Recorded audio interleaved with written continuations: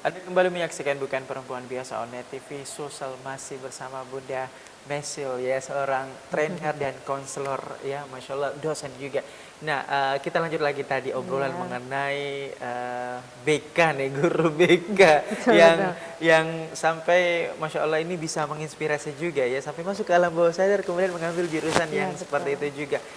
Tadi disambung ada kalimat bahwa tidak semua tuh guru BK kayak gitu tuh image-nya, bahwa itu galak dan sebagainya. Bahkan ada yang lembut gitu. Itu boleh dilanjutkan, ini menarik. Itu boleh Iya, dilanjutkan tadi. eee, jadi ini pengalaman yang saya dapatkan SMA. Jadi waktu saya kuliah, saya nyambi ya, dalam arti saya, honor ya, atau tepatnya menjadi sukarela ya, guru sukarela di guru BK ya. Karena saya pengen mengaplikasikan ilmu yang saya dapatkan dari guru BK, bahwa ingin mengubah pendapat bahwa guru BK itu adalah polisinya sekolah gitu kan. Suka Nah, sweeping. iya gitu kan. Nah, alhamdulillah saya diterima jadi guru sukarela ya, tanpa digaji. Pokoknya namanya mengabdi ya. Betul. Karena banyak anak-anak SMP itu kan mereka lagi ya, baru ada muncul rasa suka kepada lawan jenis. Betul, betul, Jadi betul. itu biasanya mudah sekali terpengaruh. Nah, ketika mereka curhat, mereka nyaman ke saya mau suka nasihat itu, dan mereka alhamdulillah mereka Mendengar nyaman ya, ya kepada nyaman ya. saya. Ketika ketemu sekarang kan mereka sudah pada kerja ya, mereka Betul, masih ingat betul. saya. Wah, Ya, luar jadi biasa ya. guru BK itu Masya Allah, artinya cukup berkesan, seperti saya sangat terkesan dengan guru BK saya. Seperti itu. Berarti yang inspirasinya tadi, yang role model malah menurun juga nih ke Masya Bunda Allah, Messi iya. ya. Insya Allah akan ada lagi Amin, selanjutnya amin. regenerasi seperti itu, Masya Allah. Ini bisa dikatakan juga jariah juga ya kalau begitu Bunda ya, karena ini Itu. akan turun temurun seperti itu ya. Wah, luar biasa. Nah, berbicara mengenai profesi, karir saat ini sebagai seorang dosen, boleh tahu nggak sih mata kuliah apa sih yang diajarkan?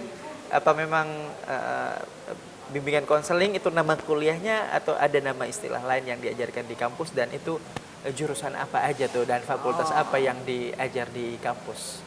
Ya, kalau bimbingan konseling itu memang ada mata kuliahnya. BKI ya, saya lebih bimbingan konseling Islam. Kan ada yang umum ya, bimbingan dan konseling itu ke pendidikan. Oke. Kalau bimbingan konseling Islam ini artinya kliennya ini bukan hanya anak sekolah, tetapi masyarakat juga ya, yang punya masalah keluarga, pernikahan, parenting. Nah, ini bisa dibantu oleh mahasiswa yang alumni dari BKI. Ya, seperti itu. Terus mata kuliah juga yang berhubungan dengan konseling itu ya mata kuliah psikoterapi, psikoterapi Islam atau psikologi Islam. Nah, ini cukup membantu mereka ketika ada di lapangan ya, ketika selesai. Nah, itu mata kuliah yang saya ajar. Jadi tentu makanya saya kenapa menjadi seorang trainer atau hipnoterapi, karena memang saya fokus di bidang itu. Kalau untuk mata kuliah bimbingan konseling, apakah memang terbatas pada fakultas tertentu saja di berbagai jurusan, atau itu bisa jadi mungkin itu bisa jadi mata kuliah dasar untuk beberapa fakultas yang ternyata bisa diajarkan di situ, atau gimana tuh Bunda Misi? Bisa ada beberapa yang jurusan khususnya pendidikan. Biasanya kalau yang jurusan pendidikan mereka tetap belajar basic bimbingan dan konseling. Jadi bukan hanya yang jurusan bimbingan konseling, tetapi memang dari semua jurusan ada belajar mata kuliah dasar terkait bimbingan konseling. Berarti Bimbingan berbagai konseling. fakultas ya? Iya. Berbagai fakultas di berbagai Iya, jurusan. betul. Hanya Yang saja penting jurusan pendidikan. Pendidikan. Oke, baik. Berarti sebatas ini ya untuk mata kuliah dasar, Iya. habis itu lebih fokus ke penjurusannya, ya, untuk lebih intens diajarkan ke mahasiswa seperti itu. Nah, kalau berbicara mengenai Bu Mesil yang sekarang nih, boleh tahu nggak sih organisasi atau komunitas yang Ibu nih tergabung di dalamnya? Mungkin dari sejak zaman sekolah kali ya. Seperti OSIS atau apa gitu ya, mungkin dari zaman sekolah sampai sekarang itu organisasinya apa saja tuh? Oke, baik. Justru kalau di sekolah saya termasuk introvert ya. Iya. Oke. Jadi dari masa SD sampai SMA tidak terlalu terlibat Aktif, ya ya? dengan organisasi. Nanti ketika kuliah itu sudah mulai aktif. Jadi kalau organisasi saat ini yang saya geluti ya yang mampu menunjang kompetensi saya ya. Rumah Produktif Indonesia itu menulis ya. Jadi di situ kumpulan orang-orang yang suka menulis. Namanya Rumah Produktif. Jadi produktif dari rumah. Jadi makanya kita ada di situ komunitas. Dalam sebulan itu kita hampir setiap bulan itu ada buku yang terbit dalam komunitas itu. Terus di Nasyatul Aisyah, saya di bagian sosial masyarakat.